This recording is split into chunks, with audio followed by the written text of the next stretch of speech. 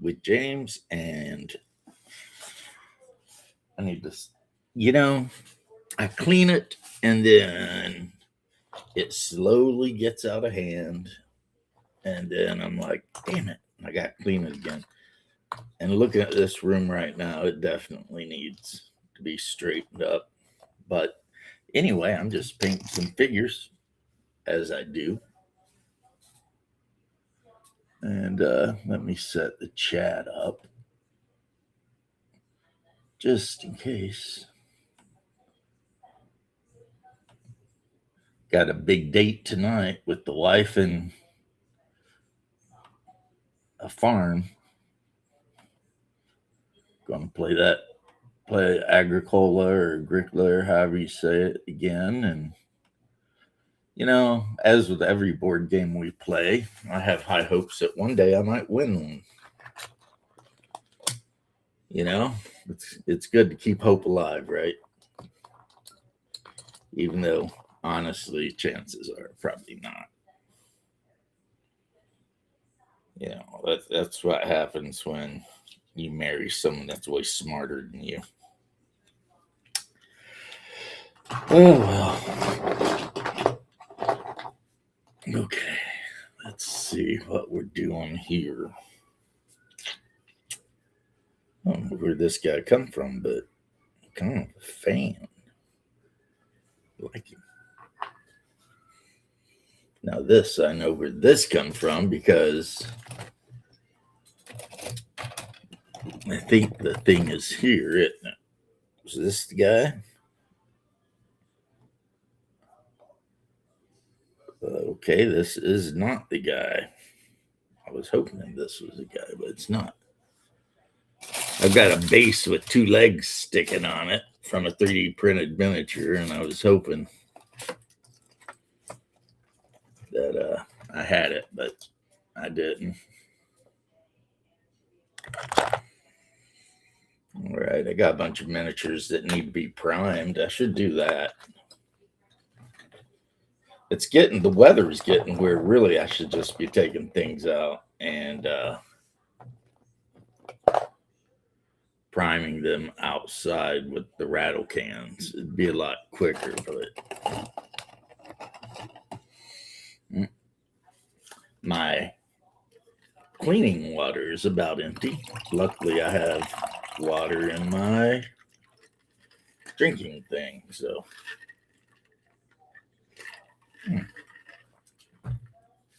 Lovely. All right, so let's grab these cavemen. These are Reaper cavemen. Reaper bones, but they're not quite the old white kind of soft vinyl type plastic. They're still they look like, I don't know, they're made out of some stronger material, that's all. So I've got a bunch of them, and for whatever reason, I just mounted these guys on metal discs I had laying around. I mean, they're 25 millimeter metal discs. I'm not too worried about it. I would send a link to my brother, but it's that time of day, so chances are he is cooking dinner for his boys. So Let's probably eating dinner. This is everybody's dinner time. Can't mind. Because I tend to eat later. I don't know why. Mm, mm, mm, mm. Hope I didn't get ate up by a mosquito, man. It feels like I got a knot back there. Damn mosquitoes.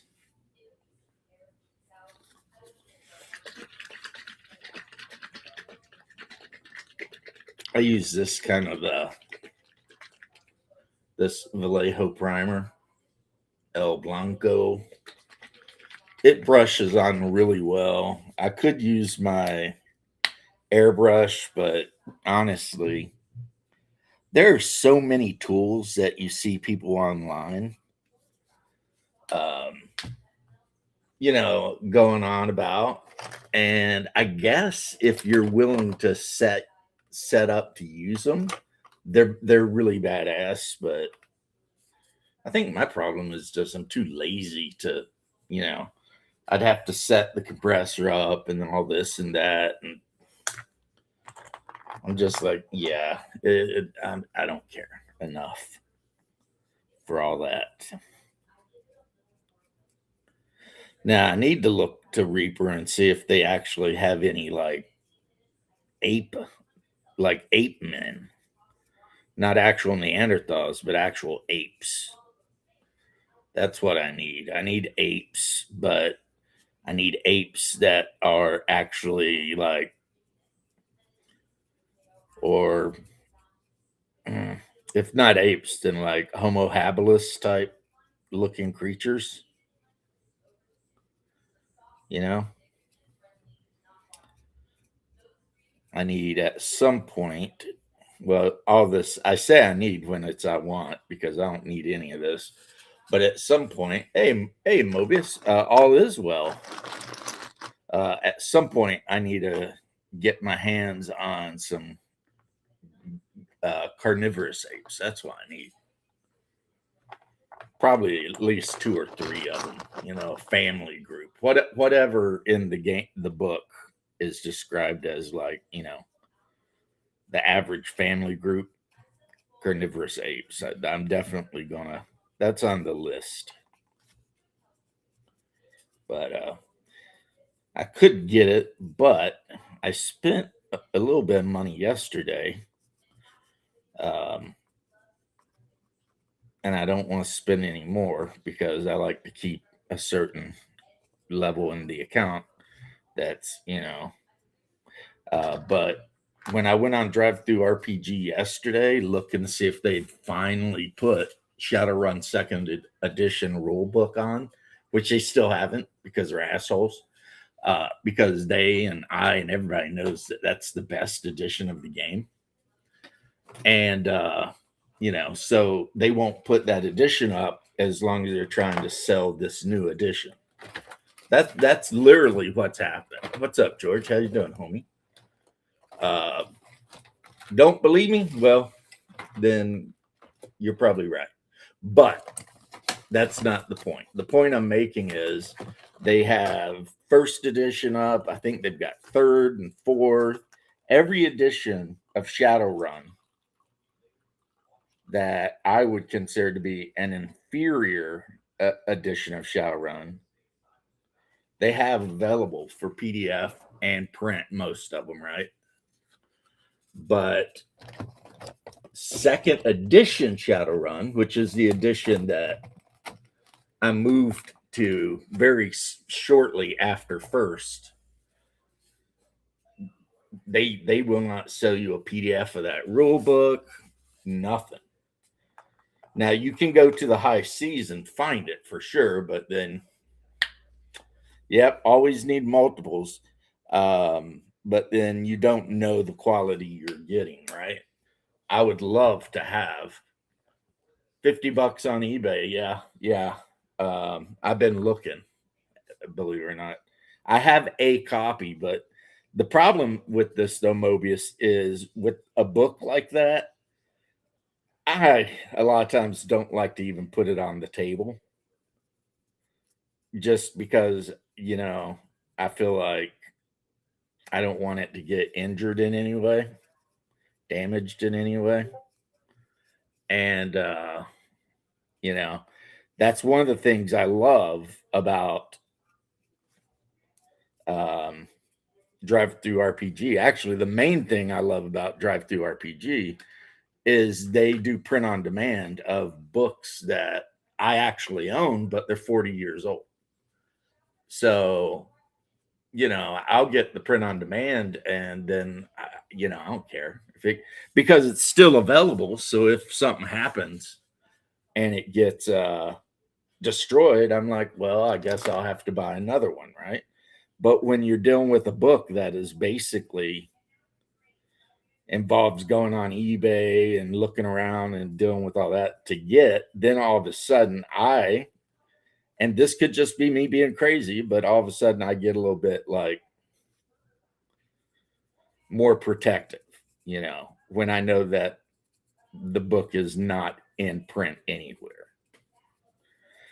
Now, I'm pretty sure you could probably get it off of Scribed or someplace like that. And I don't even know if it's against the rules to do that, since, it's like, I don't even know.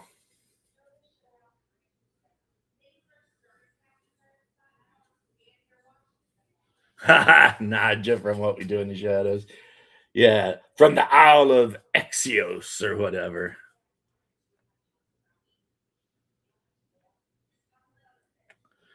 Right.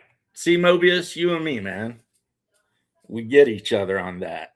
It's like, I love the players at my group, but a lot of times when I'm sitting here and we're playing games, people have food, snacks, drinks, because I mean, we're a bunch of 30 to 50-year-old people sitting around. So, of course, we're doing all that because my game night is practically a party.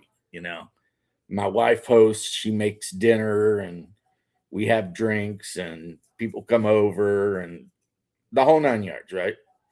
And the last thing I want is some book. Oh, like, let's say I decide to run Warhammer Fantasy again. I have decided if I run Warhammer Fantasy ever again, and I ran it for 2 years, a couple years back actually. I ran the group through the entirety of the Enemy Within campaign but the 4th edition one. Yeah, Antipaxos. If I ever ran Warhammer again, I would run 2nd edition. I won't say all of the 2nd edition books, but I have a stack of them, right? If something happened to one of those books, I would be pretty upset because they're no longer published. And not only are they no longer published, I just, I don't even think Drive Through RPG puts them out because they were all done by Green Ronin back when Green Ronin was a good company before they decided to turn into a bunch of TDS infected maniacs. And since they no longer have the IP, I don't think they can actually offer the books anymore. Which, in my opinion, I hate that law. Like, there's a lot of laws in the United States that I hate, but I think I hate that one the most. I think if you give a company the right to make, a certain IP, and then later you remove the right, what really should happen is then that company can make nothing else from that IP, but everything that they ever made for the IP, they can still make, you know? And I don't see how that would be a problem because if you gave the IP to another creator, well, then the other creator could create it, and then the customer could decide if they wanted to keep buying from the old stuff or get the new stuff. And gamers mostly would go after the new stuff, it seems like. But yeah, basically, I'm saying that Green Ronin, since they had the rights to make 2nd edition Warhammer Fantasy Roleplay, they should always be able to continue to make the books they made, because they made those books. Games Workshop didn't make those books, they made those books. But Games Workshop can tell them they can't make those books. Like I said, I just really hate that rule. Center page, yeah. That's another one that I don't think that they have on print on demand on freaking Drive Through RPG. Gamma World 2nd edition. Again, probably the best edition of Gamma World. And they just, you can order 1st edition, you can order 3rd edition, you can order 4th edition. Hell, you might even be able to order that stupid one that they put out when 4th edition D&D was out. but second edition was not up there when I looked. But Star Frontiers, literally every product they ever made for Star Frontiers, you can get print on demand and pretty cheap. So, I think there was probably some business decision there too, because you had those other guys that were trying to make Star Frontiers or whatever. So Wizard Coast was like, we're gonna make this print on demand and blah blah blah. And smart idea, benefit to me since I have the box sets, but I didn't have all of the adventures. So now I have all of it new, reprinted. Well, it's not new. I've had it for like years now. And if I ever wanted to run Star Frontiers, I absolutely could. So, works out for me. But yeah, it's like, I'm not trying to sound like the Alex Jones of Drive-Thru RPG, but it seems like the actual really popular versions of any game are never print on demand. Except for D&D, because you can get first edition, second edition, but for the longest time, you could get D1 and 2, Journey to the Depths of the Earth or whatever, but you could not get D3.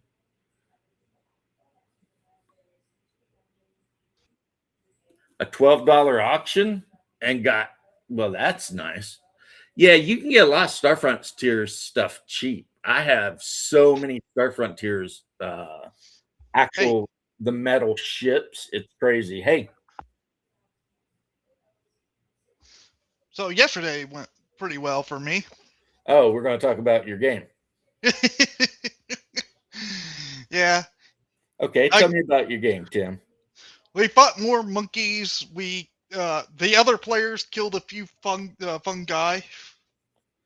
A few fun guys? Why? What did the fun guys do to you? They're just having fun. Yeah, I'm talking about mushrooms. I know. Come on. They were spewing you killed out some monkeys, though. Yep. You're going to have to be a little bit more like forthcoming with this. Are you saying that your group is run around the forest like ganking, no, we're capuchins or something? No, we're still fighting the flying baboons. Oh, okay, that makes sense, because it was like if you're just running around ganking freaking like squirrel monkeys and stuff, it's like what? Why not? Oh, and you know that thing we were talking about with Shadow the other day about Conan not being a bad guy? Yeah. Conan tortured people in the books. Yep. I could have assumed. Conan is not above torturing somebody for information. He has done it. Yeah. And so when he was having comments about my brother torturing that Eskimo, and like, I wouldn't want to play with a guy that did that. It's like, dude. What if I made Conan in your game? Would you be upset that I torture somebody? Right. How you doing, Vic? Hey, Vic. That Minneapolis internet is the best. Yeah. Almost like that Ohio. Yeah, what do you need? What? You joined this show. What do you mean, what do I need? Oh, yeah, I need your answer. Are you coming to that? You'll get it eventually. Eventually. Well, I mean, how do I know I'm going to have to reserve you? Thing we're talking about. How do I know I'm going to have to have a spot in the Colonel's game? You know what I mean? Which is why I will give you my answer within the next 5 or 6 days. All right. You have to understand, this is a really big deal for me. There's a lot of stuff involved. There's shifting doctor's appointments and all kinds of shit. Not to mention going like to another state. That's not, the Commonwealth of Kentucky, which is the only other state I ever want to go to. I mean, but yeah. Well, for a while more before you get there. Timmy is the king of RPGs near E-Town. You have to I wouldn't even say understand. that. Unless you just Tim say, I'm the is- only one here, so it has to be me. Right. Tim, while we live in the same Commonwealth, we don't live necessarily in the same region. No. So Maybe on the opposite end of the state. yeah, and Kentucky is more than almost any other state divided by region. Yes. It's a weird state. I love it, but it's weird. I always tell people, like in Florida, no one gives a shit. If you live in Florida, it doesn't matter if it's north. It doesn't matter if it's central, south. It's just like whatever, because Florida is all the same everywhere you go anyway, really. Well, But Kentucky's very different, but still beautiful. drastically different depending on where you're standing. It's still beautiful state either side, though. Oh yeah, that's the thing about it. It's beautiful and it's full of beautiful people. Some of the nicest people you'll ever meet are up there. Like in town, I wouldn't just run up on their house. But if you're in town, everybody waves, everybody's nice. It's just, do you want to live in the place where it's endless rows of soybean, or do you want to hang off the side of a rocky mountain and I remember a when it mountain used to made be up of just rocks trying No, not James, to fall? I remember when it used to be all tobacco. Now it's all soybeans. I remember when it was tobacco because I remember my uncles that are like 10 years older than me would get like day jobs going out and picking and hanging it. Yeah. Because after you pick it, you got to hang it in the barns. I guess you got to age it or something. I don't know. But my dad used to do that. I never was part of that stuff. I never did the picking. Yeah, apparently picking it would make you really itchy too, like fiberglass. Yeah, it's a lot like that from what I hear. But I never did that. But I remember those times, because even in the mountains, there's some farms here and there where you happen to have a valley, and there'll be farms. But see, I never lived in the valleys. I always lived near the top. But $12 for everything for Star Frontiers is a hell of a deal. That is a good deal. What I ended up spending a little money on that I didn't intend to, but it just happened, was all of the original Deadlands PDFs on DriveThruRPG are like $4. So I kind of filled in some gaps. You know what I mean? Yeah. Even though I probably will never run that game. It's like the Shadowrun game. I'm probably never going to run Shadowrun. The group is having a great time with Hyperborea. Like at the end of the last game, everybody was like, damn, that was a good game, and all that. So, I mean, everybody's having a good time and I'm having a good time. So I'm not feeling any desire to like run anything else. Hey man, as long as you can read it, right, Mobius? That's all. As long as it's readable, hey. Yeah, as long as you can read it, make some characters, you're good. People, I will never understand how Shadowrun didn't become more popular. See, poor Vic. Vic and his internet, man. I know. Because now I'm not talking about basic Shadowrun, which is still very playable and very cool, but the second part of the core book, the advanced Shadowrun, where you can actually pick PSAs and this and that, and then if you throw what was it, Alpha Knights or whatever, Nighthawks, or anyway, when you get the Starfleet freaking box set that allows your character to become pilots and engineers, and I mean, the system is so freaking easy. It's like, okay, this is my percent chance to do a thing. These are the modifiers to the percent chance to do a thing. I roll die. It's a I very can see that. binary system. Except the modifiers. The modifiers is like a thing I don't understand because in my percentile game, you don't have modifiers. You just have a skill and it goes to a certain point. Yeah, I mean, you could do what Call of Cthulhu does, and it's like you've got your skill level, and then Yeah, Call you've of got Cthulhu's more like how I play it. It'd be it's really like you've close. got the skill level, and then you've got like 2/3, and then like 1/2, and then like 1/4, and then a fifth. Yep. So every skill's got like 5 numbers next to it or something. But no, in Shadowrun, most of the modifiers you're ever going to worry about are honestly for ranged combat. It's Fair. like, yeah, the player's like, well, I've got my laser rifle. I'm using 3 charges because that determines damage. And I'm shooting at the dude. And then the DM says, well, he's long ranged and running, and there's a little bit of brush in the way. So your penalty is this. And then the player says, well, my base to hit is 76, but with that -30, then I need a 46. Roll the dice. That's pretty much about as complicated as that game gets. But how you say that you like 2nd edition, I think it is, of Shadowrun. I'm like, 3rd edition, Avalon Hills version is probably the best of RuneQuest. I had the box set that had like the man and the woman Viking on it, and they were like, Yeah, that's a more modern one. looking around.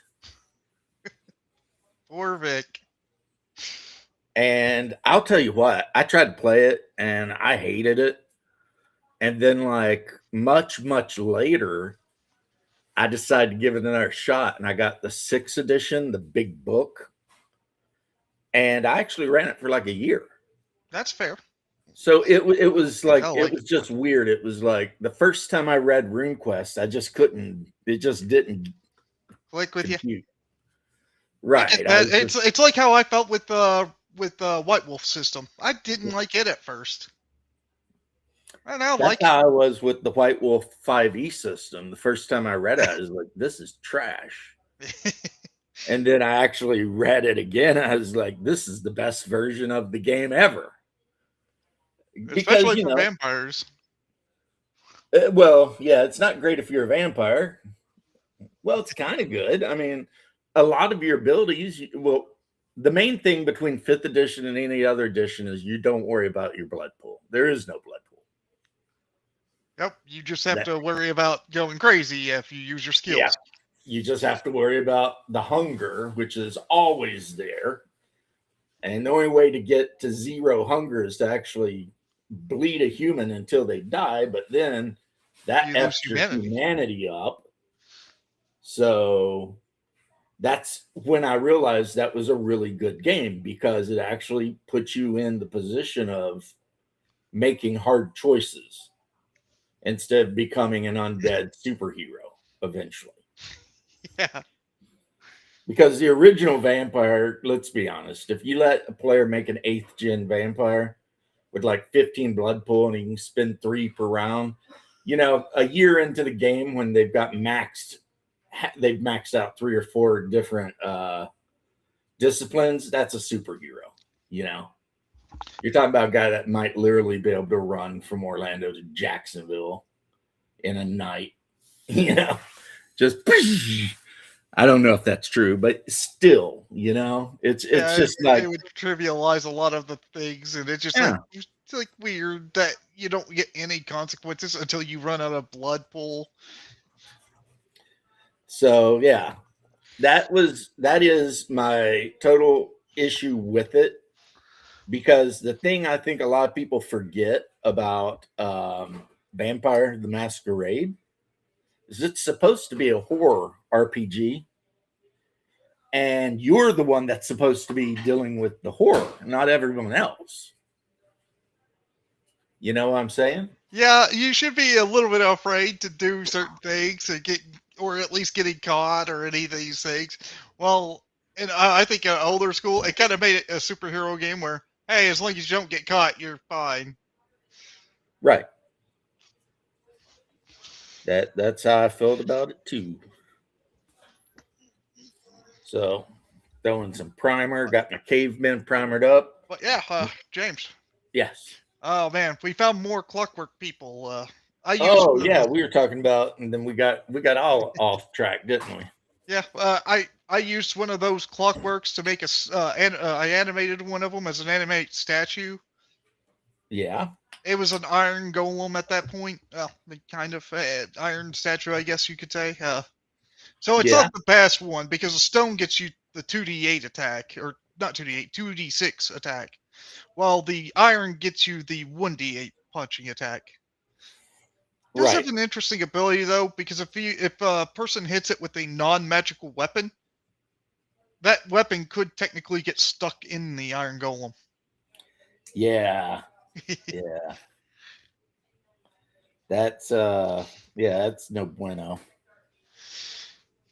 So there were some goods and bads of the the version I got, but it didn't really matter. It got to kill one monster and then was useless. Well, I thought there was going to be a bigger fight. You just described about half the players at my table.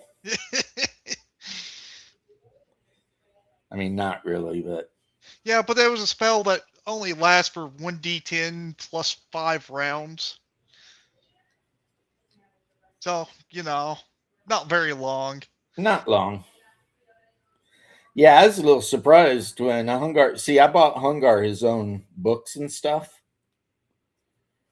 And then he's like asking me about spells. And I'm like, don't you have your own books? And he's like, yeah. So then during the game, he was actually telling me what his spells did. And some of them I was like, oh my God. Like I said, that hold spell. 4 humanoids, make a save, or you're held for an hour. Dang. Yeah, it's like, yeah, he's like, it says like, here, really? 6 turns. 6 turns? What? Yeah. But so you got a clockwork person, you killed mushrooms, and you murdered a bunch of helpless monkeys. Okay. Well, they weren't so helpless exactly. They almost killed one of our players the last session. Yeah, I was still thinking about your group of players wandering through the jungle, just whacking freaking spider monkeys for no reason. It's for their fur. Very valuable. Because I am the history nerd that I am. That when Alexander the Great led his army into India, he had a whole day where they fought a war against monkeys. Because they've never seen one. Because monkeys like to throw stuff at you, right? And he'd never seen a monkey. So when they're traveling in that region of India and the monkeys start throwing poop and whatever at the soldiers, he thought they were little hairy men. And they actually set out trying to kill him. So you had all these Greek archers shooting monkeys out of trees. And the only reason they stopped is they encountered a guy that had a pet monkey. And the guy explained to him that it's a pet, that they're stupid. And then Alexander is like, at least that's the legend, that's the rumor. Well, it could be whatever. At least you could say Alexander won that war, unlike the Australians with the Emu War. Yeah. Australia definitely, or Alexander beat the shit out of the monkeys. And I will not make fun of the Aussies out there for what happened with emus, because I raised emus for a little while. I get it. I mean, I like making the joke, but it's a funny joke. I'm not saying it's not a funny joke, but if you ever raise emus, you will realize how sneaky they can be. That they're a lot smarter than you think they are. They're a weird animal. Like when I'd go out to feed them, they knew me. So I was feeding them. So they'd run right up. Right. Yeah. But if something came around that they didn't know, those things would vanish into the freaking breeze. And these things are 6 feet tall. Yeah. And you're like, where'd that go? I mean, how does they're like gone. Look, so I mean, figured it out after trying to crowdfund, they decided to outsource the issue. Yeah, I think the best issue or what they ended up doing is just freaking putting fences up. Yeah, putting fences up, but they also did the bounty system too, where instead of like getting people to pay for somebody to go out and kill them, they had people just bring in like bounties of these emus. Yeah, but that's exactly though that's the problem because every time they'd go out, they'd see all these emus and they'd shoot a couple of them and the rest of them would just vanish. Yeah, And they'd just be like, you know, and once the emus recognized that the trucks meant somebody trying to shoot at them, it was like, yeah, you're not getting them those guys anymore. are in the weeds like freaking the VC, man. You're not getting them. And so yeah, build some fences. It's a lot better. Yep. But so I got cavemen. Ooga booga, me caveman. I got some cavemen primered up. They'll be easy to paint because they're only made up of like two things: the hide and the meat, and then like maybe the club. So we're literally looking at a figure that should take no more than 3 or 4 colors.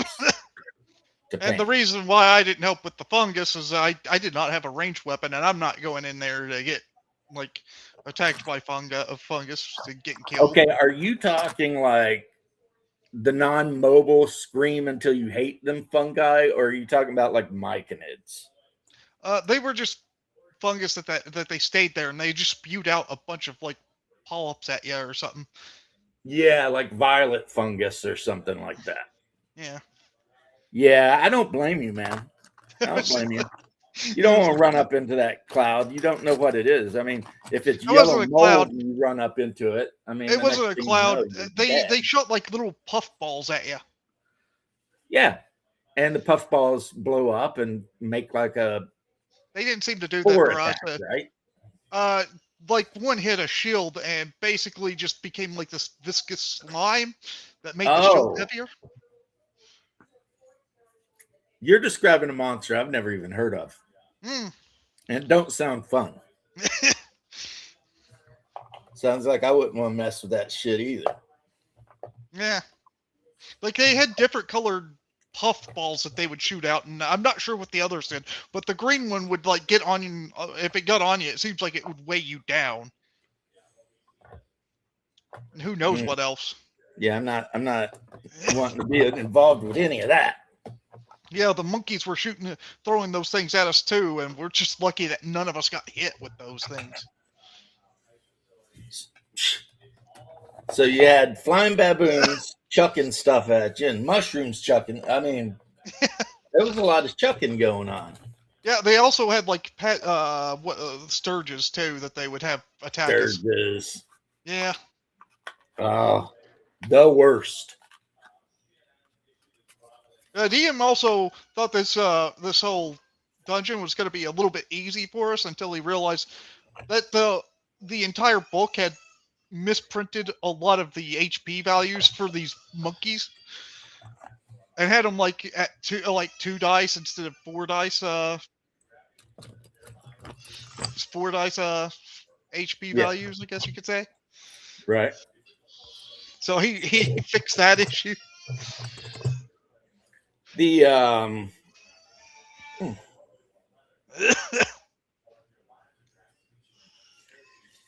yeah, none of that. See, I have a tendency of remembering anytime a monster takes out a player, I tend to remember the monster. So that, so as long as I've ran the game, I kind of keep a sort of a, what would you call it? Like a sort of a whatever on what killed what. And in my game, I guess a record throughout the whole time I've ever ran my game, the number one killer of players has been yellow mold. I could see that. I don't want to deal with yellow mold that much.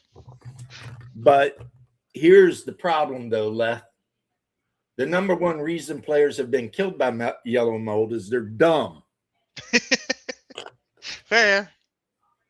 Like, I know I told you about the time I was running Axe and the one guy had got through the room without disturbing the yellow mold, and then he came back, then he went through again, and then like the third time he disturbed it and got a good lungful, and instead of running back towards his group where the cleric was, he ran the other way, and they found his body later. I mean, after that happened, they started just chucking like oil, burning oil in the room. Like, not going in that room, There's yellow just mold there. burn everything. And they did, which was unfortunate because there was a crate in there that had some treasure. Like, Not anymore. yeah, this one guy. And that was just one. I mean, sometimes it's not because the players were stupid. Sometimes it's just bad luck. You're walking through something, you see that mustardy colored, fluff thing on stuff. You decide to try to go through, and boom, you fail your save and you die. I mean, but Yeah. of every creature in a monster manual, the number one PC killer Yellow mold. over 30 years is yellow mold. That shit will get you. That's fair. Unless you're smart. If you see the yellow mold ahead of you, you Go in stand there. back and you burn the shit, and then you go on about your business like nothing ever happened. But Either that or don't go in that room. well, that's what old school gamers, when they talk about player versus character skill, that's what they're talking about. And then new school gamers, and there's Squirrel. What's up, Squirrel? New school gamers, some of them get offended about the idea of player versus character skill. But that's the perfect example of player skill. When you see the yellow mold, knowing how to deal with that shit. And that's something that your character sheet cannot help you do. I had a little bit of a yellow mold scare because I fell into a pit, and guess what was at the bottom of it? Yellow mold? Yes. I was That is lucky just- to make my save. That is just evil. You know what I mean? Putting Yeah. yellow mold at the bottom of a pit, that's just uncalled for. I can uncalled survive for. any other pitfall except for that one. Yeah. Even if it's the moon door to the ground, guess what? I can fly. I can make sure I don't die from that. But yellow mold, that could still kill me. Yeah, I mean, and how it kills you is horrible. It gets in your lungs and then fills your lungs full of phlegm. So you basically suffocate. Crafting Gamer, how are you, sir? Good day. Yeah, see, I'm being a total nerd today because after I get done with the stream, which I got the okay from the wife to do, her and I are going to play game number 3 or 4 of Agricola, and Nice. she has completely been kicking my ass. So Don't worry, eventually you'll win. See how it goes, Eventually you have to win one, right? Yeah, that's what I thought about Splendor, but and we have this Not thing having luck. where whoever wins gets to pick the game we play next. If I ever win, I don't know, I might pick Ennis or Now, James, ZM Something. actually had me surprised one time and had an enemy attack me with my base AC. Guess what that is? 0. Close, a 1. He was kind of surprised. I'm like, no, I got a +2 plate armor. He's like, oh yeah, that makes sense now. +2 plate with a shield. Yeah, that's Yeah, don't use shield bonuses. I was caught surprised. well, still.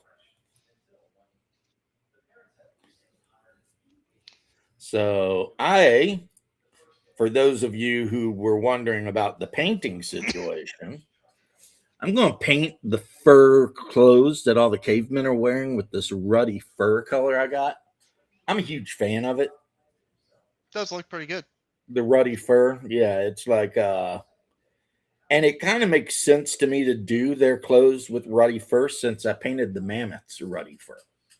And I think I painted the yaks that I bought with ruddy fur. So, uh, you know, You could I say it's one imagine of these assholes are out here hunting mammoths and making clothes out of mammoth. mammoth hide, which is ruddy fur.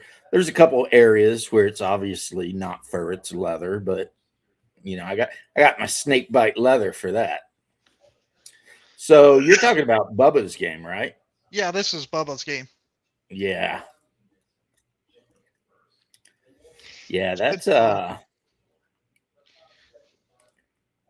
his game sounds like a lot of fun. Yeah, a lot of dungeon exploring and stuff, and Yeah, well, crazy I think I monsters. told you what the players did to me though, right? Yeah, Yeah. So it goes to tell you that whatever you plan for, the players are always going to be assholes because between game sessions, I had already worked out every encounter they were going to have between Swamp Gate and Zimbala. And the assholes turned around and was like, you know what? Never mind. We're just taking a boat. And I was looking forward to some of those encounters too. They were going to encounter like a nest full of giant ants. oh boy. At one place, they were going to encounter some men of Ling. I mean, there was just a whole thing going on, you know. I even So had the an encounter where there was a ruined castle they could go into and explore. so they're giving up on the big mammoth. The cleric paid the owner of the livery in a town called Hawk Bay to basically feed the mammoth for a year. Oh, okay. So And they're said, if planning I to come just back before that, then consider the rest to be a tip. fair enough. And I'm like, okay. So then I switched over to and the thing is, the Amazon galleon is very fast, especially compared to the mammoth. So I would roll for weather conditions and stuff like that every day. And they had exactly 0 encounters of any sort of relevance. And they ended up getting to Zimbala in a week as opposed to like 4 months. So, Fair enough. right. I mean, so if you're wanting to save time, their way was the better way, but it was the least adventurous way because they missed like all of the things they could have seen between the traveling. But Adventure, who needs that? right. If anything, there's one thing my character wants now, and that's to kill cultists. Yeah, well, We're looking for those cultist bastards. yeah, that's what my players are in the middle of doing. You know. Yeah, we also these like Matube people, they had an issue with the cultists trying to kill them. So now they're after the cultists. They're Yeah, paying us money to kill them. screw those cultists, right? Yeah. I mean, the adventure is basically based on a Conan story from Savage Swords, where Conan hires a room in a tavern and a group of Darfar people come to kidnap him to eat him. But Conan's too smart, and he like, because he wakes up and he kills their asses. But then what he does, because he's such a lawful good guy, is he takes the innkeeper and like cuts his tongue off and wraps him up, ties him up, and he pushes the innkeeper out of the panel where the slaves are waiting to collect the person they're going to eat, because they were again cultists of Yog.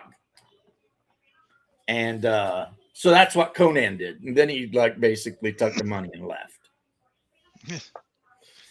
So if you're wondering what would Conan do, Well, he didn't stop the cannibals. He just gave them someone else. Yeah, just gave him someone else to eat. That's all he did. So yeah. Now, one other thing I can't wait is once we get out of this dungeon, hopefully we'll have a little bit of downtime and I could go get myself a spider silk satchel to put my my scrolls in. Really? Yeah, I'd like to have that because one thing about the spider silk is it'll be fireproof. Hmm. I have to ask a question though. What's that? About how many squirrels fit in a spider silk satchel? I do not know. How many squirrels? Do you know what that's from? Yeah. I know. Okay. That's Okay. from- I've watched the Goblin Slayer abridged. Yeah. The mage. He asked me what a squirrel for a squirrel. I don't know what he even meant. Right. The poor mage. Don't tell anybody I talk like this. No one will believe you. Oh man. Yeah. But yeah, I feel like having your scrolls in a satchel that's fireproof would be a good idea. Like when you told me this story the last time, yeah, that way if you get burnt to a crisp by a red dragon, whoever comes along after you can at least have some scrolls. Yeah. See, Squirrel Armament says only 3 to 4 squirrels will fit in that satchel, max. And it probably depends on what kind of squirrel you're talking about, too, because you know how you got the little gray ones, but you also got those big ones. So that could get complicated. But yeah, he wanted a squirrel.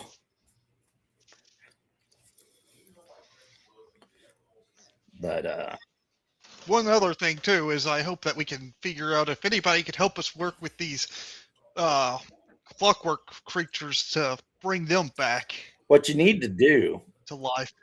is equip everyone in the party with clubs and leather armor, and then go hunting a rust monster.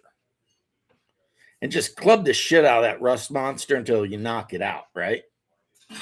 And then drag it back to where the all the metal automaton statue guys are, and just let it loose. But why? Because fuck you, that's why.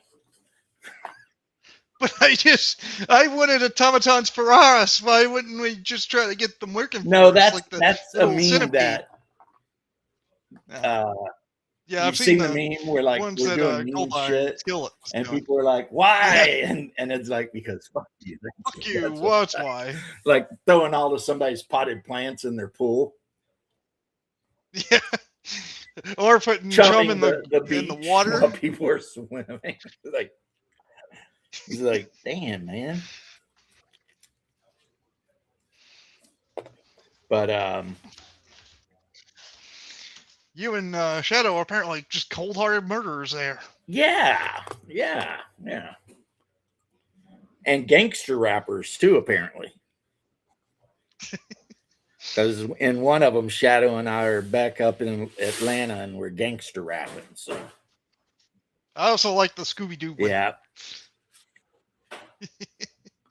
So these guys are coming along very fast. But again, I seen you not a notice lot the of colors. So second-hand lions. was in the merry month of May when I left where I started. Left the girls of tomb all nearly broken hearted. Saluted father dear, kissed my darling mother, drank a pint of beer, my grief and tears to smother. Then off to reap the corn, leave where I was born. Cut a thick black thorn for to frighten ghosts and goblins.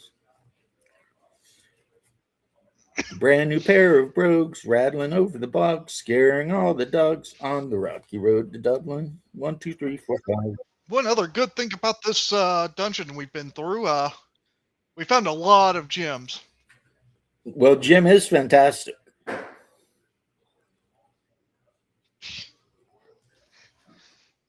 That's going to be a lot of money that we're going to make from those. Well, after the cleric decided to, do whatever he wanted to do and drop a two-hand warhammer on the skull of the innkeeper, and everybody got kind of mad at him about it, being like, "What's wrong with you?"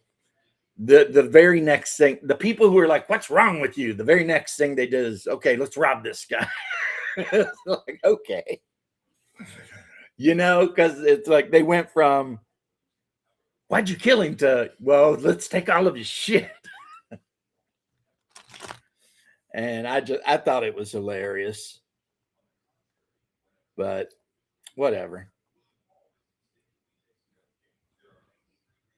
It's like the main thing that's hitting some of the players, and I see my wife over there setting up the Agricola game.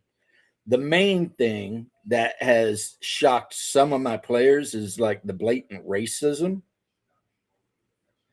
involved in the game. So, like soft ass 5e D&D players would not probably like this game that much, because there are no species or whatever to play, right? You can only be a human. But the problem is a lot of the humans absolutely despise a lot of the other humans. So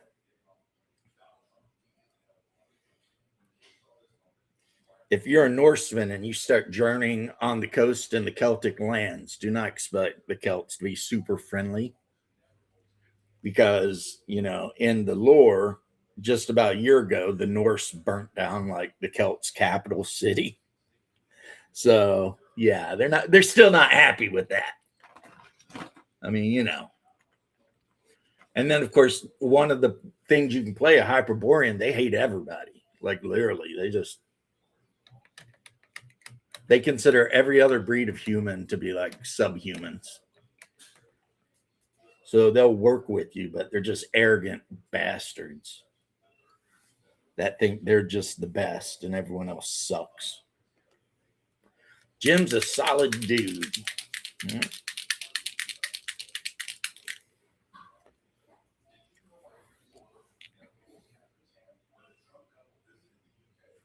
But I think Leth fell asleep. Said he had to go. But the rest of you out there, yeah. So you got to hear me very poorly sing Rocky Road to Dublin, the first verse. I will not punish you with any other verses. You've done nothing to deserve it. And the reason that song has been in my head is because of watching the movie Sinners. And one of the best scenes has that song in it. So, it's one of those if you know kind of situations.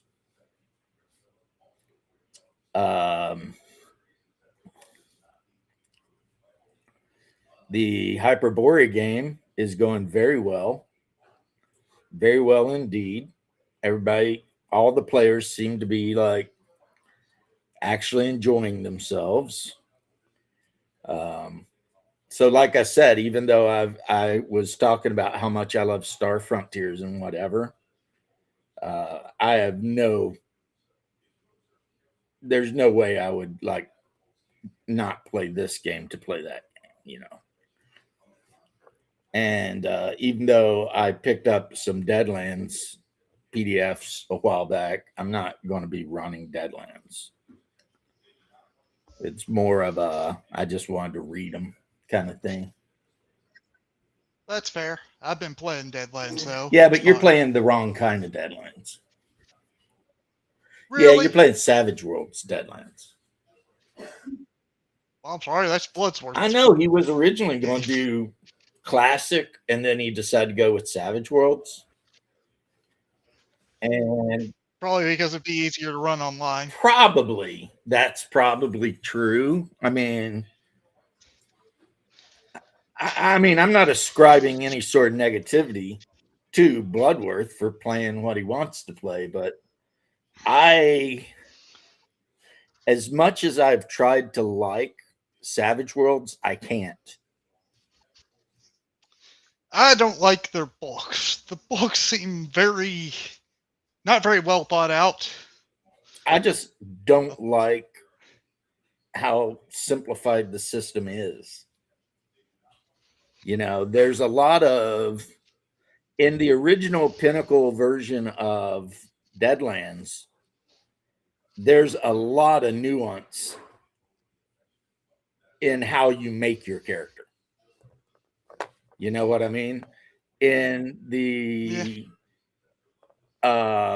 Savage Worlds, just the soul of the game is gone.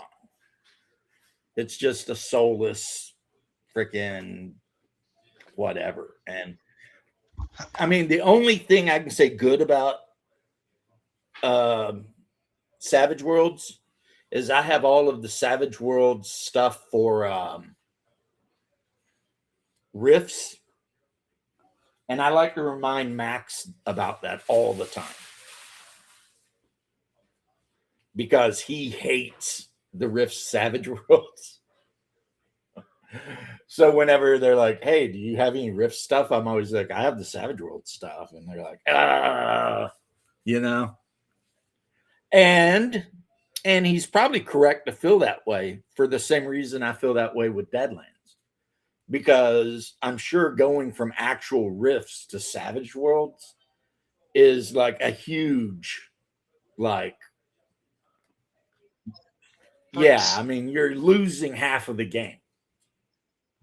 Like, for real, you know? That's fair. Like, I made a character that was like a Samus pilot, and it just wasn't as enjoyable as when I made one using the actual Rifts rules, which I did buy the rule book, and I did read it. And I bought second edition Fantasy, and I did read it. And then I did immediately regift those to other people I know. Because I know a lot of people really love Rifts. I'm not one of them. And I think the main problem I have is SDC, MDC, and all that sort of shit. So... And my secondary reason for not liking Rifts is they keep claiming that the good guys are the bad guys. And it's pretty obvious that the Coalition is the good guys. You know? I guess. I don't know much about. Well, the Rifts. Coalition are like a Yeah. militant human group that wants to wipe out everything that come through the Rifts and make Earth again. And yeah, they do some hardcore shit in the course of doing the thing they do. And they're not even super nice to their own people, really. They're very militant. But, I mean, when you face that with Mexicans ruling all over freaking, or Mexicans, vampires ruling Mexico, and the weird alien things. And I mean, it's like, okay. Basically, when I think about it, I have no doubt whose team I would be on, you know? I would definitely join the Coalition and devote my life to wiping out all these weird... Now, everybody always says, but what if you ran into a village of little gnomes and they were just sitting there minding their own business and stuff? I don't know if I'd kill a village full of little gnomes, but that's still an effed up thing, too. That's like the Karen argument. How dare you deport a child?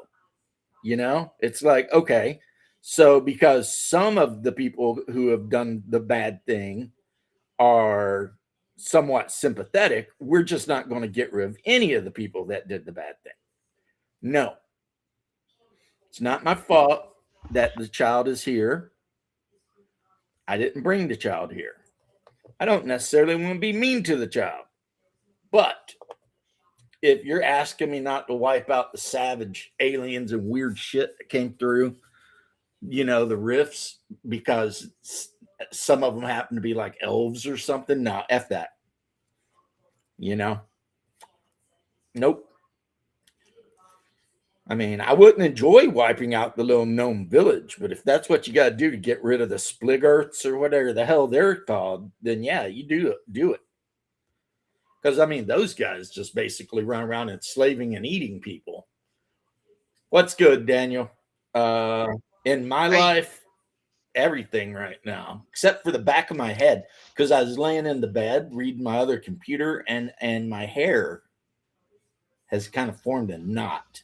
You know, I'm going to end up just shaving this shit. I'm getting sick of it. I've got a cold and I need a haircut. Yeah, I'm getting pretty sick of it. I'll just end up shaving the hell out of it. Calling it a day, man. Hair on your head's overrated unless you're a woman. What if you were an 80s hair metals band then? Have you ever heard of the little band called Helmet? No. Yeah, those dudes were metal and they dressed like the average kid at whatever high school you went to. Like the guitarist, I think, was probably bald. He had a ball cap. They were all wearing like Izod shirts and like khakis and shit like that, you know? It was like they looked like the preppy kids at your school, except they were playing metal.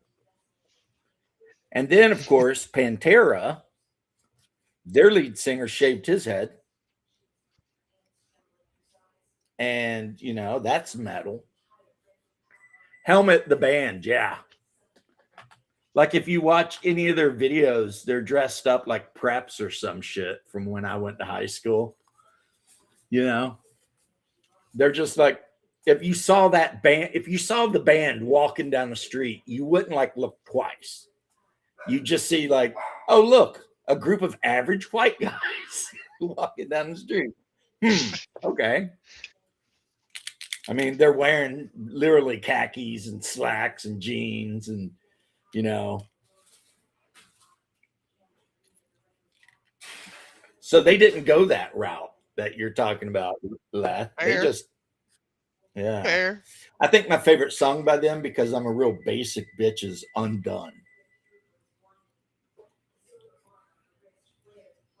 And yeah, it's a good song. But anyway, yeah, they're a really good band. Another band I've gotten into, and they're not a new band, but they're new to me, kinda, is Chevelle. New to me, I'd say Striper for me. Striper was around when I was like a teenager. Yeah, I know, but it's only since what Razorfist introduced me to them that I knew about them. Yeah, I get it.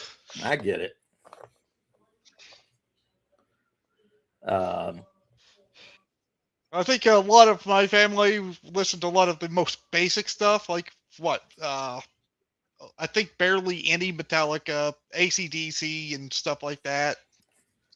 AC/DC is what you put on when you're partying out in the woods, and you put it on because chicks like it. Yeah, my Aunt Tammy's a big Yeah. fan. I don't know what it is, but like the kind of girls that like any kind of hard rock at all, they're all AC/DC fans.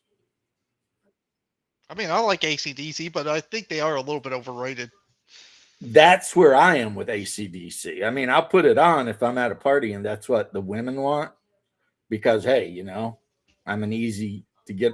I'm a you know, whatever kind of guy, right? I'm not going to fight with a bunch of ladies over what band we're listening to, but yeah, I mean, I could give a shit about them. I can think of, I can definitely think of at least one band from Australia better than them. Two. I can think of two bands from Australia better than AC/DC right now. Fair. What are Men at Work and NXS. Okay. You know, because everybody's like, oh yeah, AC/DC, they're from Australia, blah, blah, blah. They're like, I don't give a shit. Men at Work is a much better band than AC/DC, and I would say the same with NXS, you know. NXS was a badass band. It's too bad their lead singer auto asphyxiated himself. But, you know, my best friend Marcus, the one I always talk about that passed away years ago, anytime we'd go out to the pub on karaoke night, he would always sing Never Tear Us Apart by NXS. And it was right in his register. So, you know what I mean? He could sing it and actually sound good doing it. Whereas I can't sing anything and sound good doing it. Me neither. I'm not good at Yep. singing. Just no talent whatsoever over here, but he could get up there and just nail that song every time. And that was awesome whenever he was single. Because then if there was like a group of girls, because you know how girls go to the pub in groups. So you throw Marcus up on stage and let him sing Never Tear Us Apart by NXS. And the next thing you know, your group of dudes that are hanging out is getting introduced to a group of chicks, most of the time on vacation from England, which makes them real dangerous because they're on vacation from England. So they don't give a shit what they're not trying to like protect their reputation, you know, they're on vacation. So that was back when it was like 27, 28, somewhere in that neighborhood. But yeah, we had another guy in our little group that always did Baby Got Back, and he was good at it and he could do the dances. And that dude was always pulling chicks, you know. Unfortunately for him, most of the chicks he pulled broke up with him and ended up being with me for a while. So now he don't hang out too much. But I mean, it wasn't my fault. You know what I mean? I guess. I don't know. Now I went there.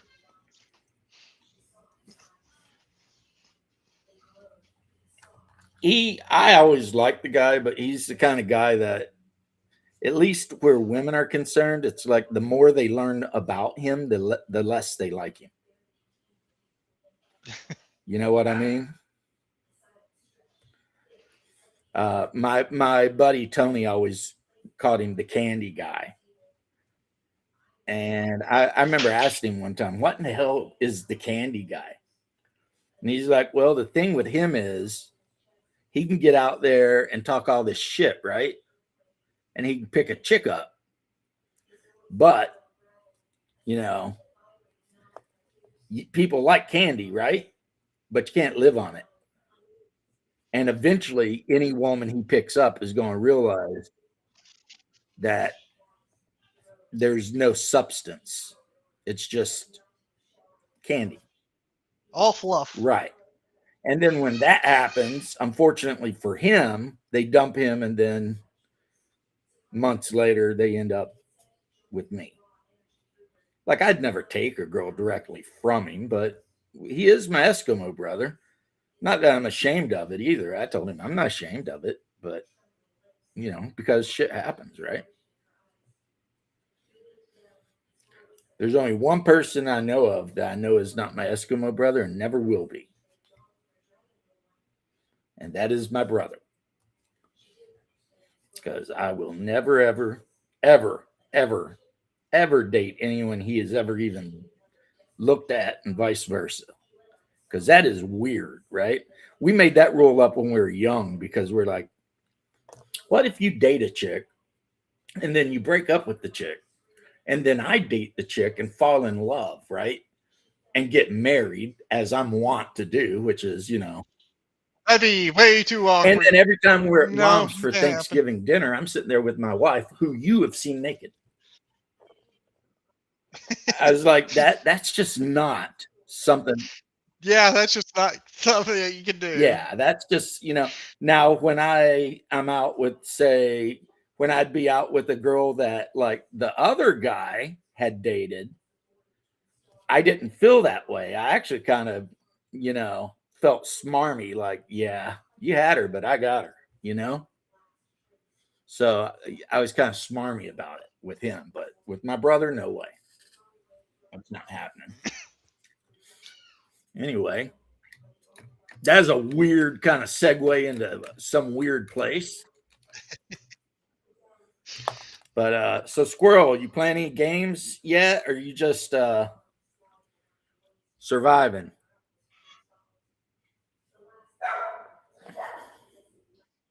Bloodworth's trying to set up a superhero game, it seems. Oh yeah, what rules? He's he's either going with the villain, what was it, Vigilantes and Villains, or Savage Worlds. Well, Villains and Vigilantes is a cool game. I own it. I've had it forever. It's a cool game. Savage Worlds, oh god. Again, it's like a kick in the nuts I don't know. with Savage World, right? But it's his game. He can run whatever he wants. When I wanted to run the superhero game before it didn't happen, I had got the Marvel 616 rulebook. And I can see that one. I think there was another one I've heard that was really good. I forgot what it was called though. Huh. Yeah, the Marvel 616 was pretty good. I mean, the system was pretty clean. You could either make a character or you could just pick one. Yeah. Depending on what power level you're playing, because it was like power level 1 was like street level, so not actually superheroes, more like Rorschach. Looks like Squirrel Hermit might have a game this Saturday. And then like 4 was like cosmic bullshit, like Dark Phoenix and stuff like that. So whoever's running the game has to decide like at what power level you're playing. What tier? And then tier you're gonna the players can either build or pick a character of that tier and play it. So no problem. Hopefully you'll get the game Saturday. Yep, Saturday's my new game night. And let me tell you, I have one every other week on that night. Vic's going to try his internet again. What's up, Vic? Oh, let's see if it works this time. Well, now he's on his computer instead of his phone, so. Yeah, it probably work better now. So, look, it could be worse, Vic. You could be on radio internet. Basically, that's a thing I did not know at my table that work construction. Like one of them's like a heavy equipment operator and all that. Since we moved from Sunday to Saturday, they've been like way happier. One of them's like a electrician. So instead of having to come over to my house and play D&D until 11 at night and then drive home and try to get sleep to be up at like 5:36 in the morning, now Sunday nights they can go to sleep early, do whatever they want. I mean, every now and then I still catch one of them. Like when it starts getting late over here, I'll catch one of them nodding off. And I can't even blame them because, I mean, these are men who work all damn day in the hot sun. You know what I mean? They don't have office jobs or whatever. They're out there in the hot damn sun, digging up shit or wiring buildings or whatever. So I'll just like ask them, hey man, you all right? And they always wake up and they're like, yeah. Now think about that. They are so into the game that they will come over to play even if they're so tired they fall asleep on their feet. And I take the credit for that, for being that awesome of a game master. I mean, not really, but we have a pretty good time.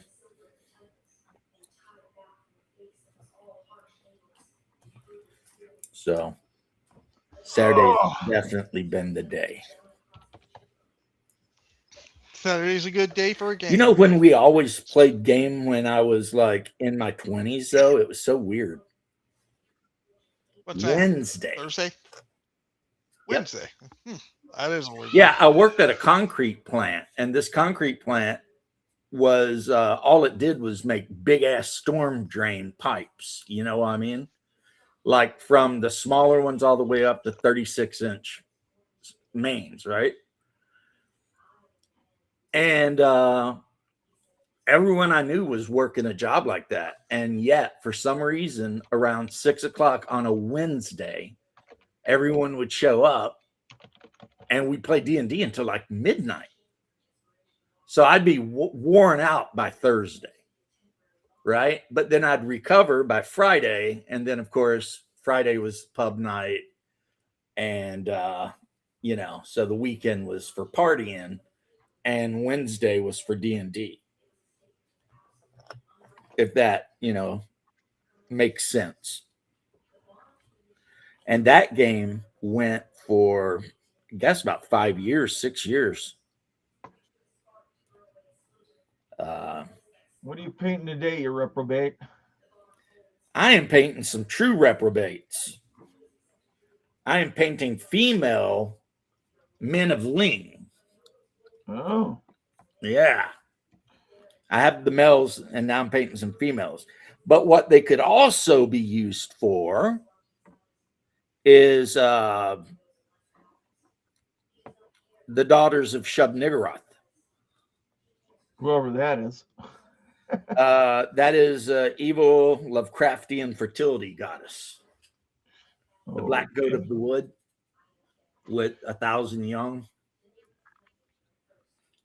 Yeah, she gives birth to like random creatures, and one of them is pretty much like a satyr-looking woman.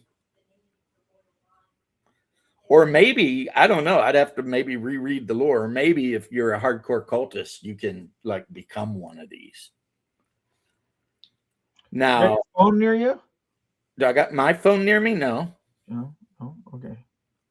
It's I think in the bedroom. Mm. But the other thing is they make an appearance in Lovecraft's Dreamlands Chronicles. The Men of Ling. They live on this plateau, and they pretty much eat people. That's kind of their gig. They're fans of eating people. And then I haven't started working on them yet, but I've also got some choo-choo people or cho-cho people, which are these guys. And they're gray-skinned, bald, little dwarfish looking guys. Okay. And they also live on the plateau of Lang, and they like to ambush and kill and eat travelers. Oh, sort of like my ghillie-suited goblins that I invented for my game. My guys hated them because they'd be in ghillie suits. These little goblins, they'd run around and harass them and stuff. And God dang it, where they go? And then I told them about I made them like little Viet Cong guys. They would drop into holes and pull the bush back over them, sort of all Hogan's Heroes, and they'd be like, where'd they go? And they could never figure it out where they were until one day they got one coming out of a hole, and they're like, this area's got to be infested with these little tunnels and these goblins popping up all over the place. And I'm just like, yes, it is. That is a really good use of goblins. Because that takes a creature that most people don't give a shit about, and all of a sudden it's like, you need to pay attention. These guys are out here doing shit. It's kind of like it's a good idea. Except it's Vic's goblins. Vic's Yeah, goblins. they're running around fighting like VC. They've got pre-set up hidden hatches to all their little tunnel networks and shit. It'd be annoying too.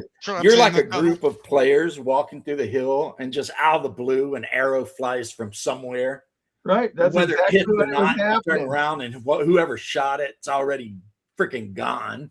Well, that's what would happen. And what they finally did is the only way they could figure out how to capture these little bastards or start looking for them is they burned all the sagebrush around. They're like, they're using the sagebrush as tumbleweeds as cover. So they had to burn off a whole area to keep themselves safe. Hey, you know what burning sagebush reminds me of? It reminds me of victory. Mhm. Yeah, Leth got it. I Apocalypse Now, he's like, you smell that? I sent you a text on your phone, James, a private one. So Okay. Yes. I will look at it. Well, after I get done here, I'm playing the farm game with the wife. The farm game. Agricola. You have a farm, and the objective is to make your farm better than everyone else's farm. Oh. And she keeps kicking my ass at this game. Oh, well. So what do you expect? Also, it just makes her so happy when we play games together, you know, because you guys see the me that's on, you know, the live stream talking and jabbering. You Mhm. don't see the me that can go like 8 hours without saying a word. Oh, But well. that's the me she lives with. So sometimes, you know, she tells me, sometimes she's like, we need to hang out. I get kind of lonely around here, right? And I'm like, okay. So then I try to make sure I'm more. When our family played board games, they never made anybody happy. You were probably playing Risk or Monopoly or Sorry. Yeah. Yeah, those games don't make anyone happy. They just make everyone hate everyone. Yeah, you need to play games like my wife. She picks games that are like Agricola. You compete to score points, but there's no direct like attacking each other. She likes those like Euro trash meeple games where you like farmer placement or meeple placement. Oh, my mom wasn't like that. My mom's all into the like aggravation or sorry. Well, more so aggravation. Your mom likes to be spiteful to people. Oh, okay. Yeah. Good to, I mean, hey, you know, I play games where the whole point is to murder every single one of your opponent's dudes, so can't really say anything. I mean, we used to play Mario Kart, even though I usually win. Oh, that blue turtle shell, right? I never really relied on the blue turtle shell. I'm not saying rely on it. I'm just saying it's the best. When you can get it, just knowing. I like getting it, and then like the other players know I have it. So all of a sudden it's like, uh-oh. I would hold it just right at the end when somebody's about to hit the finish line, and I'm right behind them. Exactly. That's how you use it. You hold it to intimidate all the other players. And then, you know, when you need to, you drop that jabber on somebody. That game, for being a goofy game, man, that game brings the competitiveness out of people. Oh, yeah. I don't actually, I do understand it. It's a fun game. It's a race game. Yeah. You're racing, you're playing Princess Peach or whoever you're playing, and Luigi, you want to win, and you can shoot turtles at people or drop banana peels. So, I mean, not to mention on the Wii version of Mario Kart, Luigi had the death stare. Everybody talked about the death stare. He just like gave everybody this like mean, horribly evil look. Just mean mugging everybody. Yeah. Now, a game that me and my bro I talked about, we used to play all the time, and we would play 4-player, was the multiplayer part of Conker's Bad Fur Day. Our family, it was cool. You know what the game? You know the game that I think your wife or your mom would like is if she could handle it, Tim. It would be Paranoia. I actually have the first edition and the latest edition. I have Paranoia too. And I skipped the Paranoia XE or whatever, but they put out a new edition that's just basically like the old edition. Mm-hmm. I could see maybe like in the distant future as kind of a 4-off, just handing everybody fucking clones and being like, all right, get to it, you know. Mm-hmm. With my group, it'd be crazy too, because I mean we've already got Haas at the table, and he is a force of chaos. Anybody who's ever ran a game with him in it knows. And my wife is a plotter, and she's really smart. But Leth, do you know anything about paranoia? Nope. Basically, you get a clone, and you get more clones that are in a tank. You get 5 total clones. You start out with the first one dies, and another one comes back. They regenerate, but you're given tasks. Yeah, when a clone dies, they decant another one, and the one that gets decanted remembers what the first one knew. And you have a rank that's based on a color, and you live in a giant underground facility, and you serve the computer, and the computer is your friend. And your job as a troubleshooter is to hunt down traitors and mutants. But the rub is you are all traitors and mutants. Okay, I think I heard this before. Yep. And you can get killed for little things like being caught in the wrong area. So if you're like an infrared and you wander into a green zone, that somebody could instantly just gank your ass right or there. you get killed by your fellow players. I've done that a bunch of times to people. Like, my Yeah, job you're here working is for to a win. computer that's like always paranoid about everything. Oh yeah, The computer it's not just paranoid, it's schizophrenic. Yeah, schizophrenic, paranoid.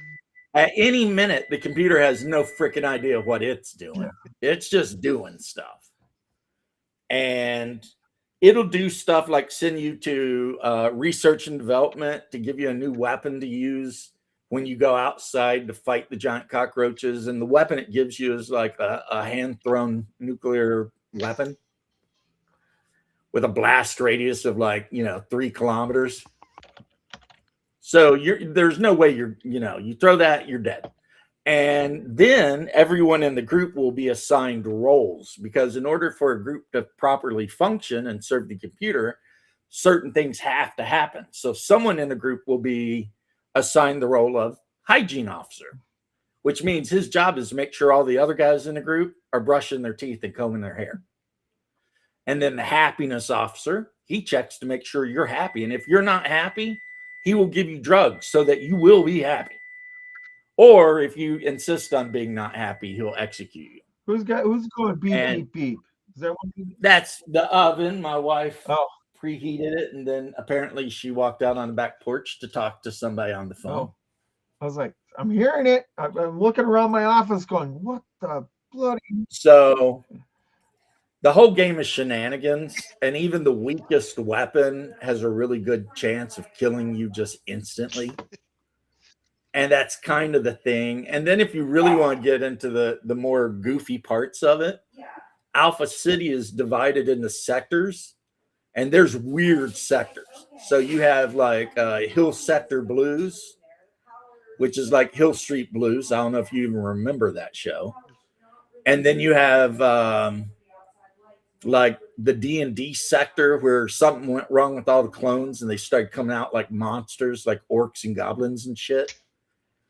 And like, so you have all these sectors. And then when you do go outside, the main thing that you would run into is the giant cockroaches, who it turns out are actually intelligent and friendly. But your job is not to be intelligent or friendly. Your job is to kill them. It is crazy. Well, here's one of my classics. When I was playing Paranoia, I was riding around in a vehicle, one of the tram cars, and my job was to stop people from doing stuff. So we're riding around. I'm riding on the back. I'm shooting at these creatures, and finally we get done with the creatures. They're not following us anymore. I took one of the mortar grenades. I jury-rigged it into a bomb. I toss it into the front of the vehicle, and I roll out around a corner as it's going around a corner, and I blew the whole vehicle up and everybody in it, the whole crew. And it was fun time, that game. I was like, yeah, I murdered them all. And then at the end of the mission, the survivors or the clones get drug in front of the computer and have to convince the computer that everything they did was legit, or get executed. Right. Or you get eaten. So, well, yeah, I mean, there's a lot of people in the city that need to be ate or need to eat. And another problem is almost all of the clones look like one of 6 different people. So, you know, it's not like you can make a character and say, I look like this, because it's like, No, No. you don't. there was like 6 people they started cloning, and now there's no normal real people. Everyone's a clone. But like I said, the computer hates mutants, but everyone is a mutant. Mm-hmm. Your character will be a mutant. And the worst mutation that you can get is robot friendship, which allows you to control like robots and computers with mind powers. Yeah, that's an instant execution as soon as anybody figures that out. But then I got a friend down there in Florida named James, another guy, beyond you, GM James, that runs Paranoia at GrogCon every year, and he's always dispensing pills for health. Take these pills. You need these pills. You know. And sometimes there's some bad effects. I mean, just it's like, oh, wonderful. Yeah. I mean, it gets even stupider, lad. If you're a starting character, you're infrared. So you wear a black uniform. The second highest rank in the whole place is black. They wear black uniforms. So an infrared could wander into a black zone and not even know. Because every area has just got a colored line running down it. And you can be in any color under your thing, but you can't be in any color over your rank. So yeah, you could accidentally walk into an a black area, and you're getting ganked. I mean, right off the bat, because you're infrared, and your guns will be the color of your rank too. And if you pick up a gun that's higher ranked than you, that's also a good reason for execution. So mainly the whole game is about the players effing each other over.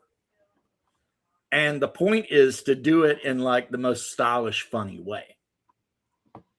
That really is the whole point of the game. And then explaining yourself to a computer afterwards. And then justifying. See, in most games of Paranoia, at the end of the adventure, when Vic got called in front of the computer, he would have to explain why he blew up the car. Because the car is the computer's property. And destroying any computer property is a death sentence. Unless you got a really good excuse. Yeah. And that's where the skill bootlicking really comes into effect. That is a skill. You know what I use for an excuse? The computer said, kill the terrorists. Yeah, but the computer didn't say destroy the car. Yeah, well, the computer said so kill depending the terrorists. on what role you make versus the computer, you either get promoted or executed. Yeah, well. Yeah, knowing how to lie in that game is really good. You want your character to be able to lie his ass off, right? Like if you get caught wearing a Ushanka and carrying around a picture of Lenin, you better know how to lie. Because commies are killed on sight, obviously, even though none of the people claiming to be commies even know what it is. Yeah. It's like, I guess I had to infiltrate them and then take them out. Well, yeah, but that was part of the thing, is that some of you are you're undercover and you're anti-terrorists, and the computers told you to wipe out this faction of terrorists and stuff like that. And everybody gets an individual mission that's secret from everybody else, and you're trying to accomplish these things at the same time. And mine was to wipe out the terrorists. And I'm like, okay, I'm going to take this to the extreme. So I blew up the car and everybody in it. Yeah, everybody in the car was a terrorist except for me. But what I'm talking about, and that's not saying your DM was wrong, I'm just pointing out the computer is crazy enough that it could kill you for actually doing what it told you to Oh, do. I know. So it's like, so that's why you get 6 total clones, 1 and 5 in backup. And in the newer game, they actually added a thing where you can earn new clones. So, but I've got the hardcover red Paranoia book. I've got the original, and then I've got the new one that just came out a while back. And it's like, so yeah, it's not like a real role playing game. It is a real role playing game, but it's a role playing game where everything sucks, and you suck, and all of your friends suck, and you're probably going to die like 5 times in one night. And that's just the way the game goes, man. So it may not be for everybody, but it's goofy as shit too. That's kind of the thing. It's goofy as shit. Yeah, I tried one of those goofy kind of tabletop games. It didn't work out well. Well, it wasn't You know Paranoia. what? Every game could be like that. You can make Dungeons and Dragons like that. You could give everybody an assignment in town when they go to town. You hand everybody a sheet of paper and say, "Here's your assignment when you're in town." You know what I mean? Here's a rumor you hear. You don't have, Right. and this is secret. You do not tell anybody else. Especially the thieves and assassins. That's the great part. Now, to be fair, I think that joke game didn't work out so well, mainly because of the DM. Right. It was a buddy of mine, but he was not that great at DMing or playing. Well, I mean, some people do stuff, they learn over time, whatever. So, of course, what happened in my game, Vic, I don't know if I told you this or not, but the cleric threw hold person on 4 Eskimo. Oh, great. And then he tied the Eskimo to a chair and started dancing around him and then cut his ear Oh, off. Jesus. Yeah, that's what I deal with. Mm-hmm. And that's not even considered to be an evil act in this game. He's neutral. He can do that.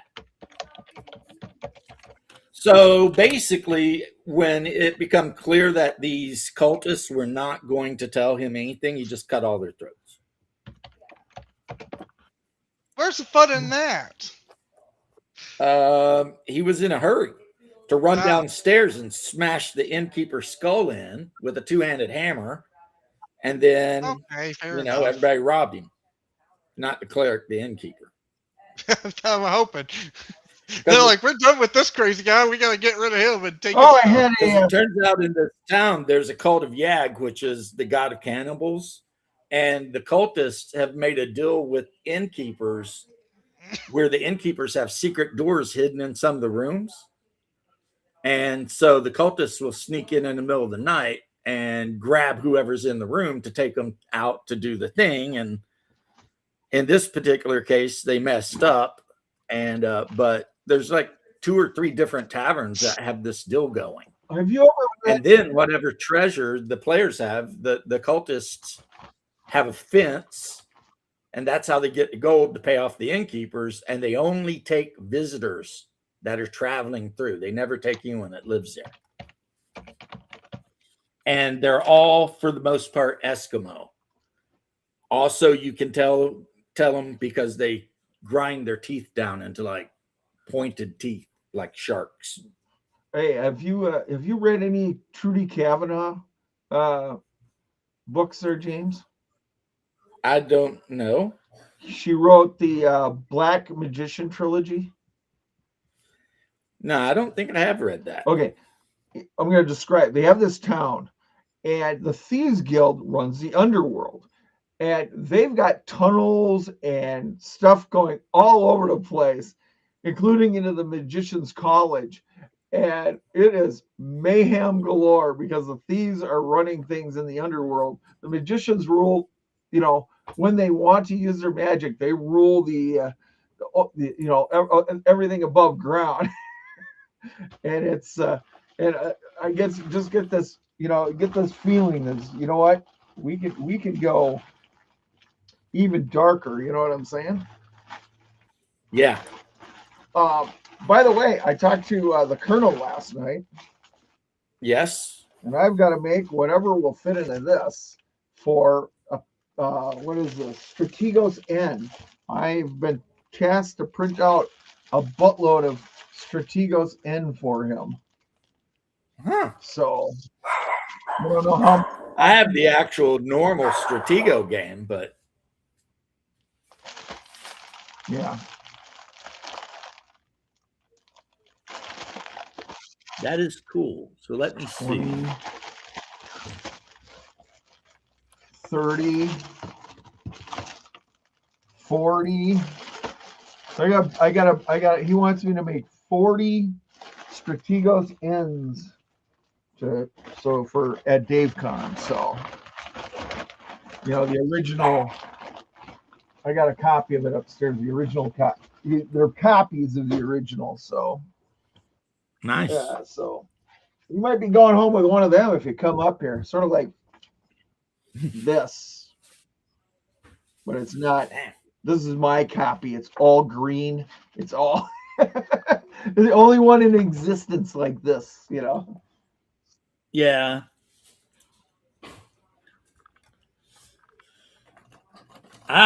Guys, I'm going to have to clock out. Yep, because your wife has got the Okay. food done.